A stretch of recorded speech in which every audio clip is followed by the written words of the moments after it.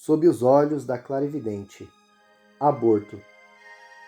Estávamos conversando, a clarividente e eu, quando o rapaz nos trouxe a notícia. Sua irmã estava à beira da morte no hospital da cidade, e ele vinha pedir a Neiva que fizesse alguma coisa. Neiva prometeu fazer um trabalho espiritual e ele saiu apressado. Durante alguns minutos, Neiva permaneceu absorta, o olhar preso a coisas invisíveis. Quando retornamos à conversa, o assunto tinha perdido a importância. Ambos sentíamos a emanação trazida pelo rapaz, uma sensação de perda, uma angústia pesada. O que é que a irmã dele tem? Perguntei, procurando trazê-la à consciência. Aborto, Mário. Ela abortou e se deu mal. Ela vai morrer. É uma pena. Moça nova, já tem 2 filhos. Nossa, o marido dela vai ficar louco. Fiquei pensando, não sei se é agravado pelas sensações da notícia ou se pelo assunto em si. Aborto, para mim, é motivo de angústia. Minha formação é de católico e as ideias a respeito são muito claras. Aborto só em caso especial, em que há perigo de morte da paciente. Fora disso é crime, é assassinato. Externei essas ideias à Neiva. Sim, Mário, esse é um assunto de extrema gravidade, dadas as implicações nos fundamentos da vida, nos seus 2 aspectos básicos, o transitório e o transcendental. Para a ciência espiritual, ele preocupa no que isso causa ao espírito, as consequências que irá sofrer após o desencarne. Entretanto, julgo que ele comporta esclarecimentos. Como é que o mundo encara o problema? Bem, Neiva, pelo que sei, existem 2 critérios fundamentais. Um é o científico, em que o problema é visto sob o ponto de vista da saúde do paciente, das condições sociais e do seu estado psicológico. Esse critério se estende até os domínios da demografia, que se preocupa com a explosão demográfica e a possível falta de alimentos para o excesso de população. Dentre as várias práticas para o controle dos nascimentos, aceita-se o aborto como uma das maneiras de evitar filhos. As leis variam em torno disso, mas nos países considerados mais adiantados, isso é pacífico. Citam-se habitualmente os países escandinavos como exemplo. O outro critério é o religioso. Com base nos cânones e nos dogmas, o aborto não é permitido, a não ser, como citei, nos casos em que comprovadamente a saúde da mãe está em perigo. Assim mesmo, é muito problemático conseguir-se uma permissão sacerdotal para a execução de um ato desses. Mário, é como lhe disse, ambos os critérios são extremados e fogem à realidade da pessoa humana. Um ser humano não pode ser apenas um número estatístico, um fator apenas econômico, e muito menos ter o seu comportamento regulado por revelações de ordens religiosas, cuja base é a simples fé, a crença.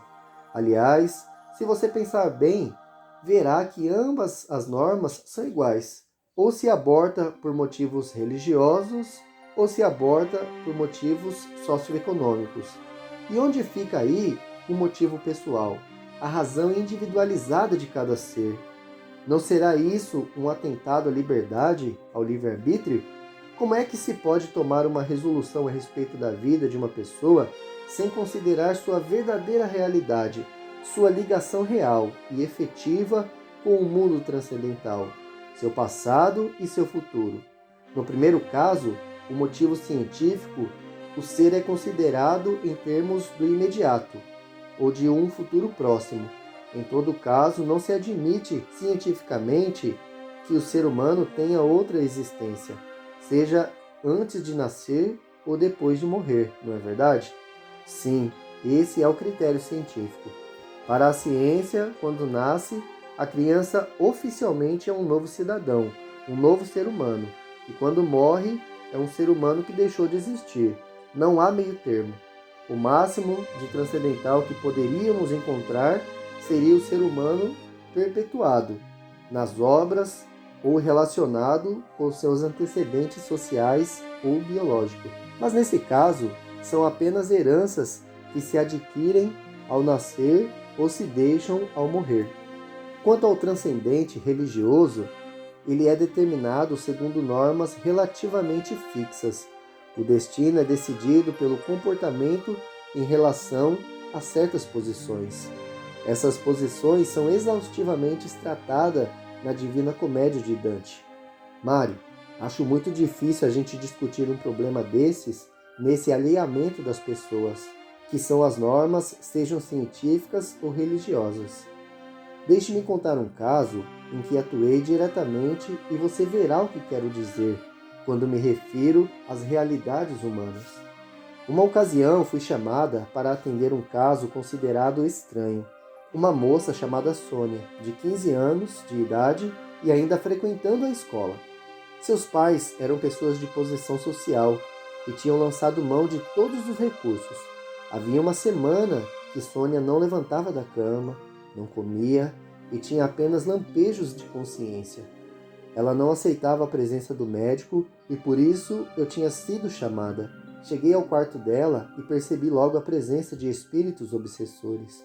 Pedi a Deus por aquelas criaturas e consegui amainar o ambiente. A moça se reanimou um pouco, mas estava muito fraca. Consegui então que ela tomasse algum alimento e procurei conversar com ela. Sua mãe, porém, estava atenta e a muito custo consegui que ela nos deixasse a sós. Um pouco constrangida pela atitude da mãe, pedi a Sônia que dissesse qual o problema que a afligia. Ela, porém, desfez-se em lágrimas e então fui obrigada a ser um pouco energética. Disse-lhe com toda a candura que o motivo da sua doença era apenas uma gravidez. Sim, ela estava grávida apesar dos seus 15 anos de idade. Logo, porém, fomos interrompidas pela mãe, que, a pretexto de saber como estava passando a filha, sentou-se junto a nós. Sem poder me aprofundar mais naquele drama, despedi-me da moça, prometendo voltar no dia imediato. A mãe levou-me para a sala e perguntou-me, então, o que eu achava que sua filha tinha. Percebi, porém, que a sua atitude era de desconfiança e de ciúmes. Vi que entre mãe e filha existia uma relação hostil e também que a mãe não abrigava crença alguma em seu coração. A minha presença ali estava até um pouco forçada. Informei-a então que sua filha não tinha qualquer doença grave, que acreditava na sua recuperação em breve e que iria ajudá-la. Despedi-me de Wanda, esse era o nome da mãe, sentindo uma certa derrota, um gosto amargo no coração. Cheguei à minha casa, fui para o templo e pedi a mãe Tildes que me dissesse o que fazer. O quadro espiritual daquela família era o pior possível. Sônia, apesar da idade, era quase uma prostituta e sua atual gravidez fora apenas um acidente. Wanda, por sua vez, era mãe por acaso. Tanto Sônia como Alberto, seu irmão, tinham nascido por acidente e certa persistência. Wanda já tinha praticado 8 abortos. O último fora feito apenas 3 anos antes da data do nosso encontro. Procurei no astral e vi que Wanda tinha sido uma romana de projeção no Império dos Césares. Nesse período, ela assassinara um homem que se tornou o seu obsessor, e por muitas encarnações ela vinha sendo obsediada. Sua encarnação anterior, à atual, se dera em Minas Gerais, e ela era uma moça pobre. Sua antiga obsessão, porém, a jogou numa situação de miséria, e Wanda sobreviveu graças à caridade de um velho sacerdote, que lhe deu todo o amparo espiritual. Graças a esse padre, o obsessor se evoluiu. Desculpe, Neiva, interrompi. Você diz que o obsessor se evoluiu graças ao padre? Sim, ela era católica e frequentava a paróquia da sua cidadezinha. O bom padre ensinou-lhe a fazer suas preces, ouvia assiduamente sua confissão e a despertava constantemente para a misericórdia de Deus. Na verdade, esse padre tinha sido uma das suas vítimas, mas não tinha consciência disso e apenas demonstrava a sua caridade. O fato é que, todas as vezes que o obsessor tomava conta dela, o padre a acudia com sua doutrina. O efeito disso no obsessor foi extraordinário. a ponto de seus mentores conseguirem seu afastamento da Terra e sua remoção para o umbral. Para o umbral, Neiva? Explique, por favor, como isso se deu e o que é o umbral. Umbral, como a própria palavra indica, é a porta do astral, a entrada para o mundo espiritual. Aliás, me lembro quando você andava lendo O Inferno de Dante, que você me falou do simbolismo da porta nessa obra. Lembra-se como Dante vivia atravessando portas, corredores, abismos, rios e nuvens escuras? Por aí você pode deduzir duas coisas: a variedade de situações e o caminhar. O umbral é um lugar onde se caminha, e nesse caminhar a gente se purifica. Onde fica? Logo ali na eternidade. Será perto da Terra? Será físico? São perguntas de difícil resposta. Eu, como clarividente, já fui ao umbral, ou melhor, aos umbrais. Ali existem todas as situações possíveis. É um vasto mundo dividido em departamentos e tanto podem se encontrar lugares terríveis, habitados por licântropos, como residências, grupos de trabalho e organização social. Mas, Neiva, ali só existe espíritos sofredores? Não.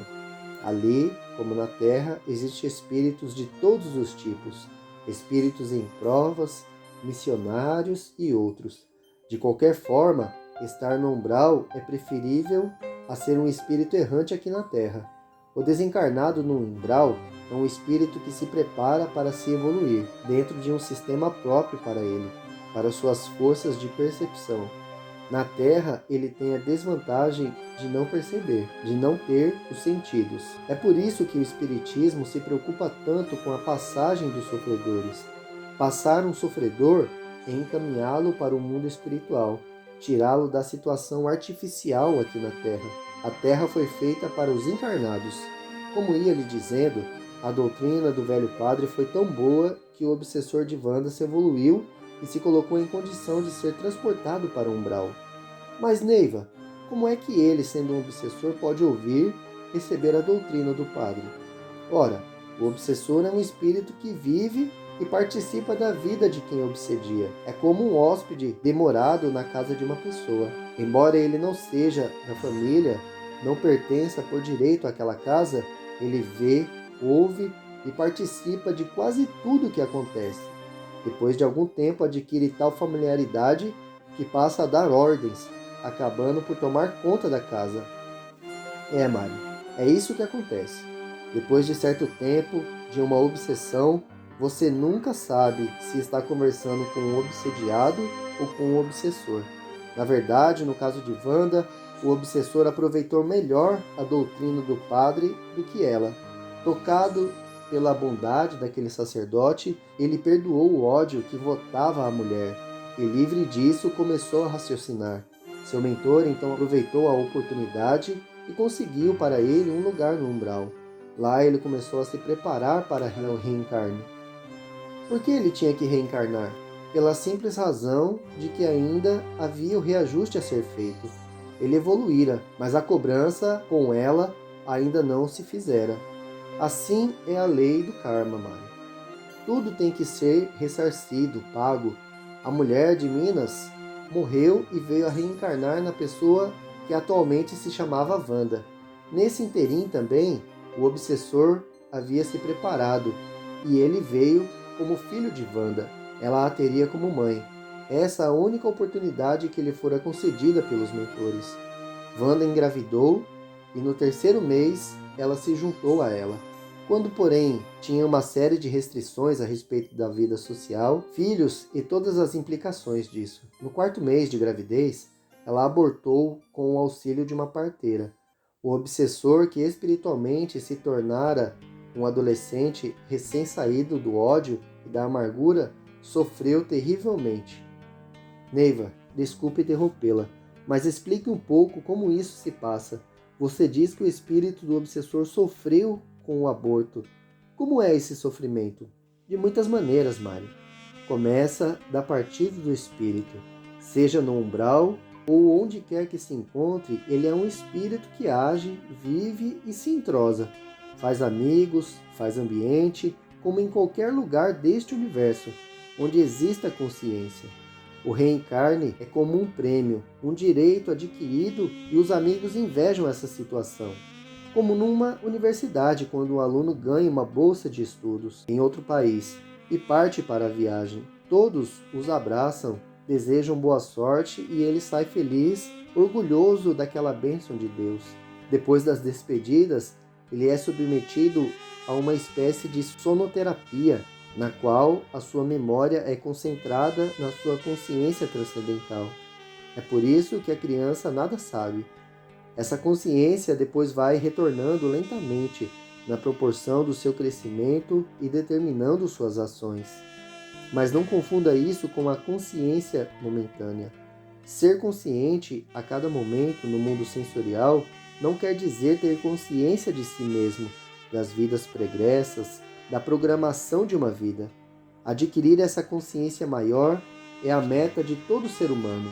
É a realização, o encontro de si próprio, do eu maior.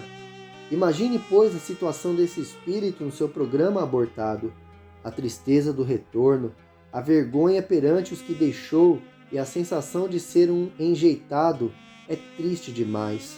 E o ato abortivo? É fácil também de perceber que o corpo incipiente, com toda aquela sensibilidade nervosa, deva sofrer terrivelmente a agressão física de um aborto. Mas Neiva, você não disse há pouco que o espírito nessas condições não tem consciência? Sim, Mari. É difícil de explicar, mas os casos de espíritos decepcionados por aborto que tenho encontrado nos planos espirituais se queixam de dores físicas, dos maus tratos recebidos. Talvez que ao recolher suas sementes psicofísicas, elas tragam o sinal da dor.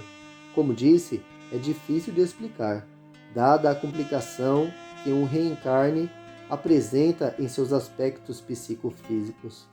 O obsessor de Wanda sofreu tanto que seu mentor penalizado conseguiu junto ao ministro mais uma oportunidade e ele foi removido para outro departamento, para entrar em retiro e se preparar para a nova reencarnação. Isso aconteceu mais 2 vezes e nas 2 vezes Wanda abortou.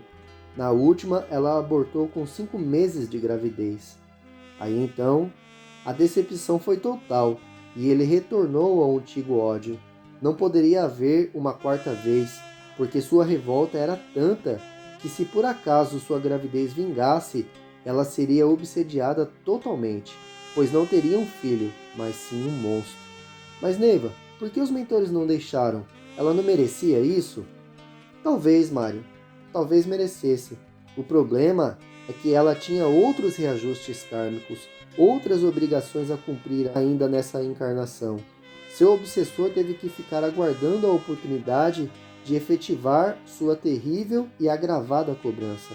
Dessa vez, de novo acrisolado no ódio, não pôde mais voltar para a capela, e seu mentor foi obrigado a deixá-lo entregue a seu próprio destino. Ele permaneceu no plano etérico, o plano dos espíritos desencarnados, que fica na Terra, e se lançou de novo à obsessão. Ela fez novo aborto, e em seguida consentiu numa gravidez no qual nasceu Sônia. Esse espírito, entretanto, já veio ferido pelo aborto anterior, pois fora ela que tentara nascer. O resultado, Mário, é que Sônia já nasceu indiferente, sem gosto pela vida e com profunda antipatia pela mãe. Esse, Mário, é um dos quadros mais tristes que a gente depara. O espírito sofre entre a necessidade de amar e a repulsão, e isso resulta na indiferença. São criaturas que parecem paradas, cínicas, que passam pela vida sem viver, e assim era Sônia. No dia seguinte, mesmo contra a vontade, voltei àquela casa. Soube então que Sônia tinha um irmão de nome Antônio. Mentalizei e vi que ele também só havia nascido na 3ª tentativa. Ao entrar no quarto de Sônia, deparei com o obsessor de Wanda, que dava grandes gargalhadas, demonstrando todo o seu ódio e sua insanidade mental. Estranhei sua presença ali e procurei o espírito que iria encarnar em Sônia, mas não o vi. Subitamente tive um choque. O espírito que ali tentava reencarnar era o obsessor de Wanda. Terrível situação de uma família enredada na trama de um espírito empedernido. Além do choque natural de uma gravidez na sua idade, havia ainda a presença no seu ventre das emanações daquele terrível espírito. Fiz então a única coisa que podia naquela situação. Atraí o obsessor para mim e o afastei da cena. Ele se deixou levar, dando grandes gargalhadas. Então, embora deprimida, Sônia já estava em condições de falar, e eu perguntei-lhe o que ela queria resolver. Indaguei sobre o rapaz, se havia condições para um casamento. Não, não havia, e eu fiquei sem saber o que aconselhar. Em todo caso, sugeri que ela falasse com a mãe, se abrisse com ela, pois era a única saída. Fui para casa e levei o obsessor comigo. No dia seguinte, a filha já havia conversado com a mãe. Ambas tinham um ar reservado comigo, e embora percebendo a resistência de ambas, conversei com Wanda a sós. Mostrei seu quadro e sua situação de resistência aos planos espirituais. Ela, porém, não aceitou a doutrina. Na verdade, ela fez o maior escândalo com relação ao problema da filha. Por fim, quando dei por terminada minha missão, apresentei minha despedida e a pergunta de Wanda foi chocante.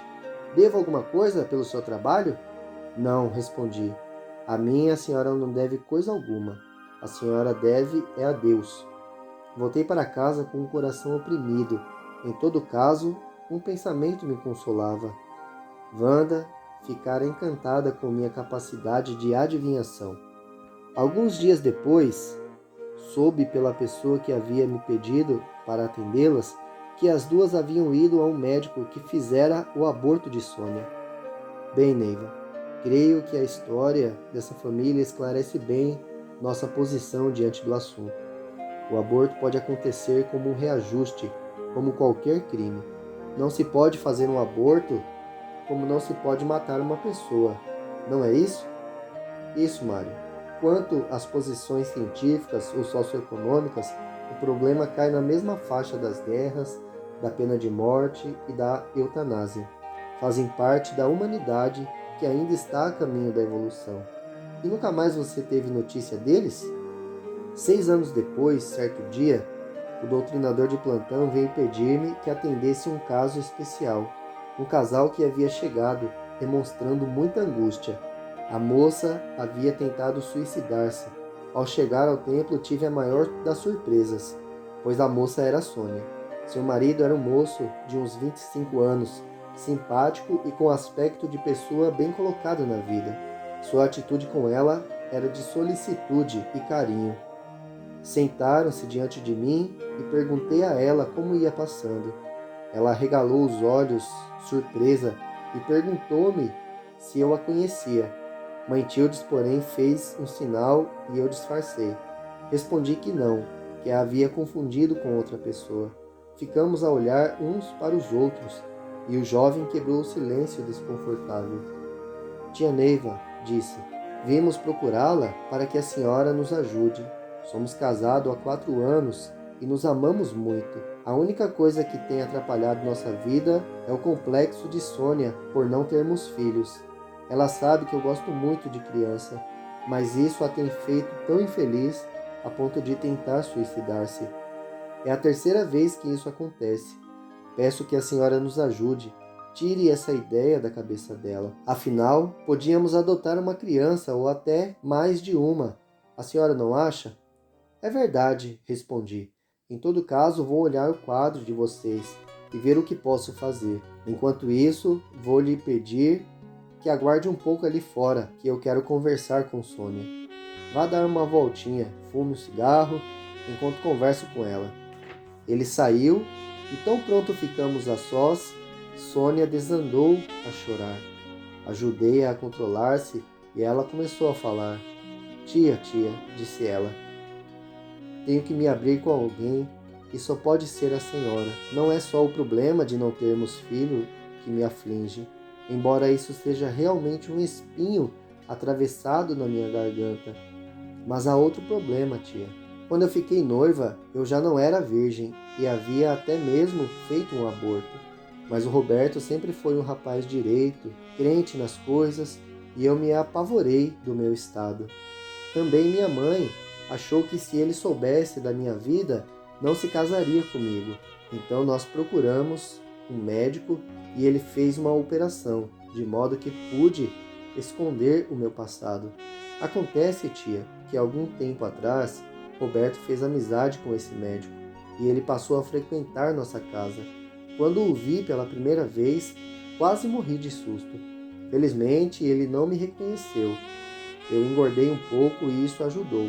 Mas, tia, a partir daí eu não tive mais sossego. A toda hora tenho medo que ele se lembre e eu seja desmascarada. Isso tem me trazido muito remorso.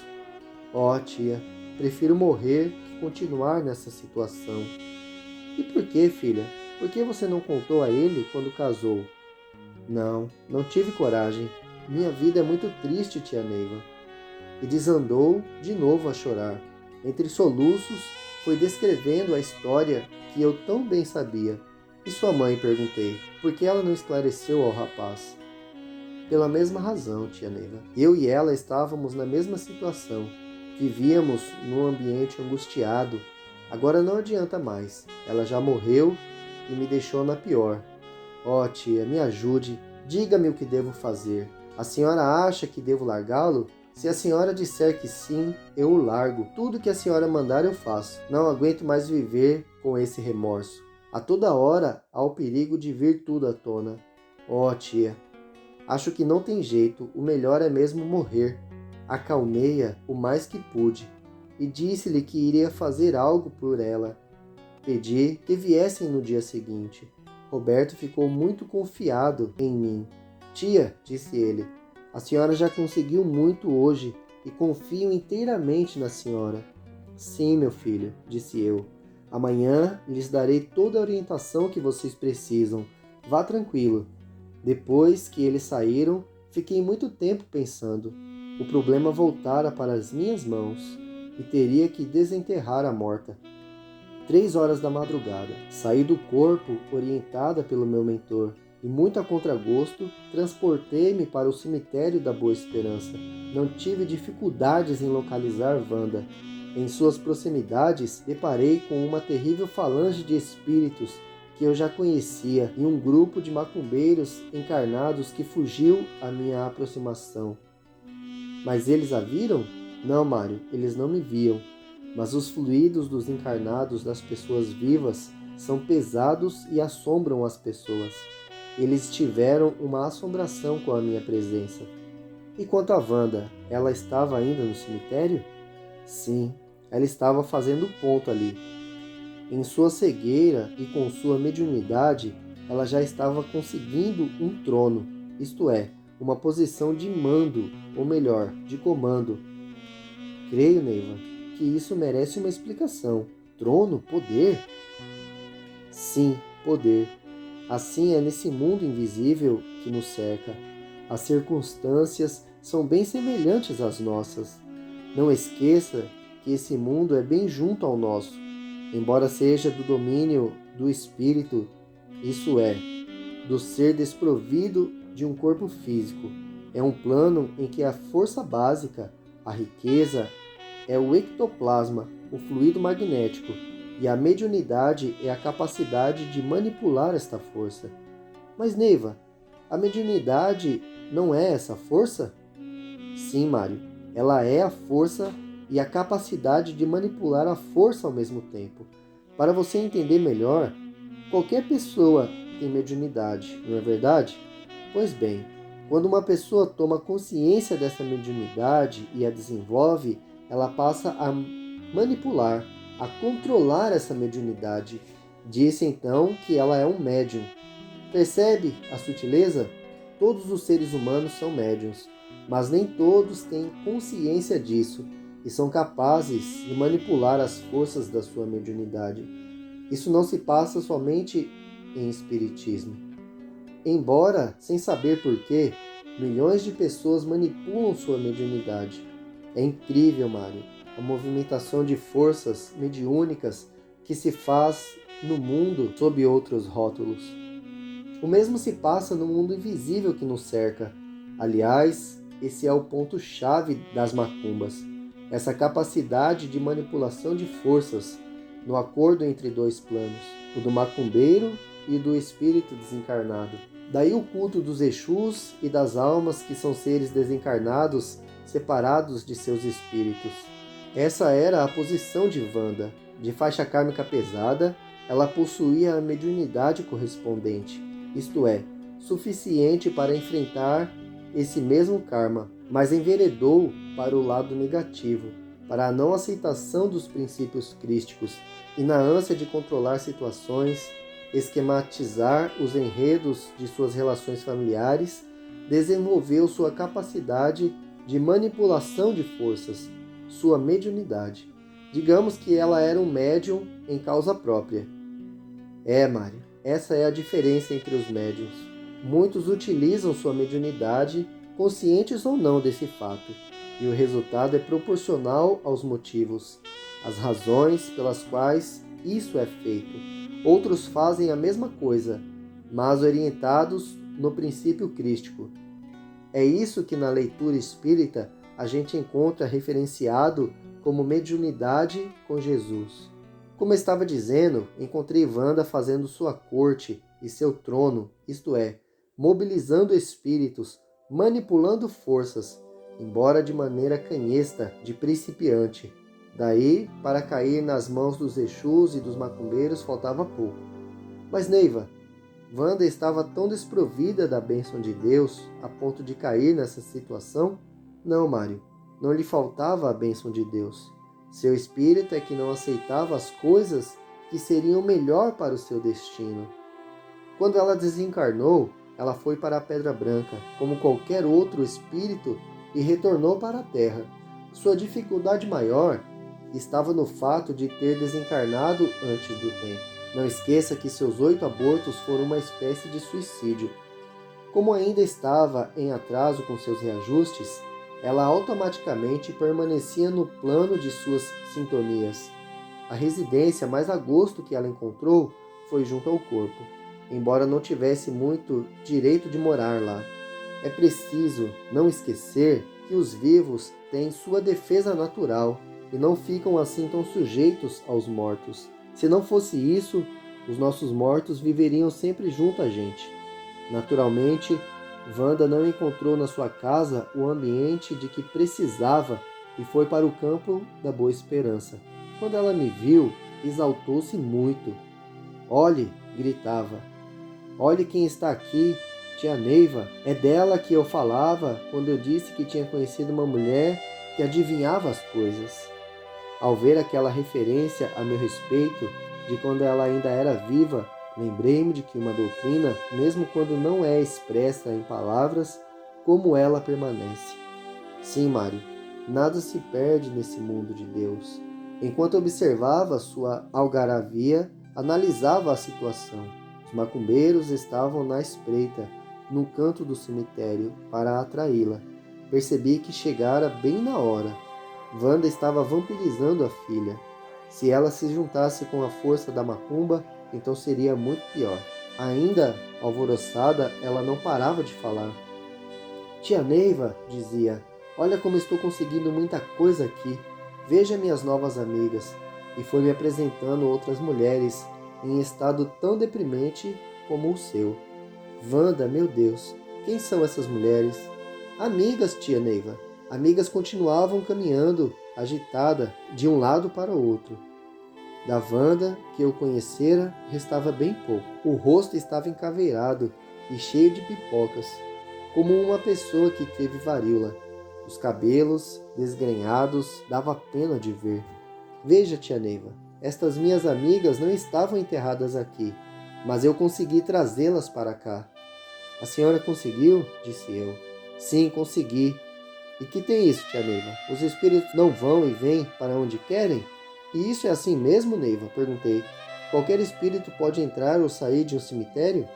"Não, Mário, não podem. Os cemitérios são dirigidos pela Igreja Católica e suas falanges são rigorosas. Inclusive, elas nunca deixam os espíritos se entrosarem enquanto estão nesse plano.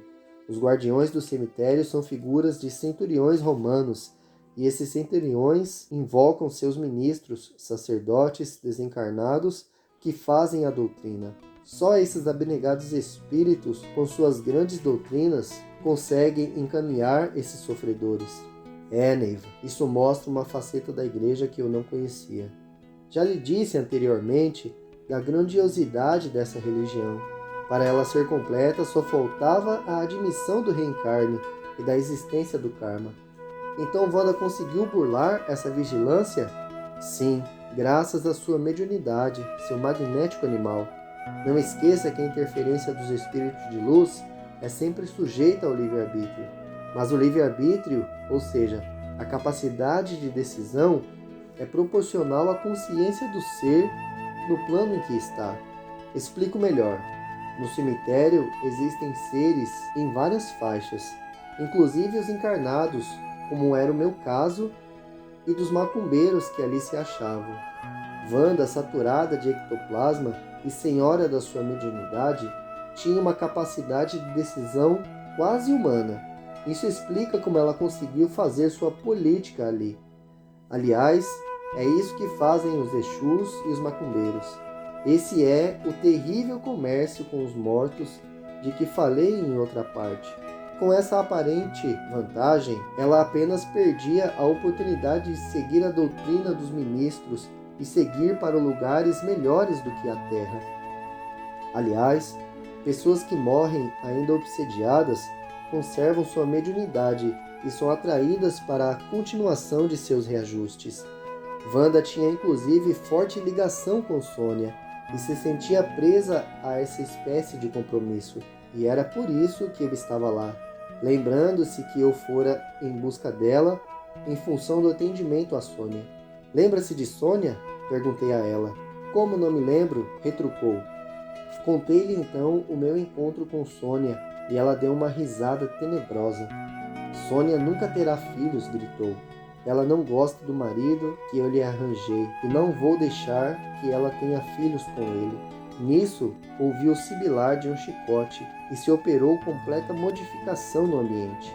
Mário, o que se passou ali então, eu não estou autorizado a lhe contar. Sei apenas que consegui cortar a ligação existente entre ela e Sônia, com isso libertando a ambas. A atitude de Wanda estava impedindo a evolução de Sônia. No dia seguinte, o casal me procurou e era grande a modificação que se operara neles. Sônia estava desinibida e Alberto ria com facilidade. Os dois chegaram ao templo abraçados e eu agradeci silenciosamente a Deus pela oportunidade que me dera em ajudá-los. Garanti a eles que teriam o filho desejado e a ela que eu iria trabalhar na magia para que nada empenasse sua atual felicidade. De fato, quase um ano após, Sônia ganhou um menino. Algum tempo depois, saí à procura de Wanda. Tive então a tristeza de encontrá-la numa caverna de Exus. Sim, Mário, lá estava ela ativa, ensinando espíritos a manipular forças mediúnicas. Como, Neiva? Ensinando a manipular forças mediúnicas. Sim, Mário. Wanda era portadora de uma mediunidade especial, de que viera provida para enfrentar suas obsessões. Agora desencarnada, longe de uma doutrina crística, exercia sua mediunidade no pior contexto. A caverna estava cheia de espíritos que se juntaram por uma afinidade específica, abortadores. Alguns tinham sido enfermeiros, outros parteiras e até médicos encontrei entre eles. Esse tipo de caverna é mais comum do que você pensa. É por isso que há tanta facilidade nessa questão de aborto e tantas criaturas são levadas a praticá-lo. Sem a orientação crística, considerando apenas os aspectos científicos, esses espíritos se julgam na capacidade de decidir o destino dos outros. E isso é a dívida mais triste que se pode contrair na contabilidade divina. Quantos espíritos, Mário, eu já libertei dessas cavernas?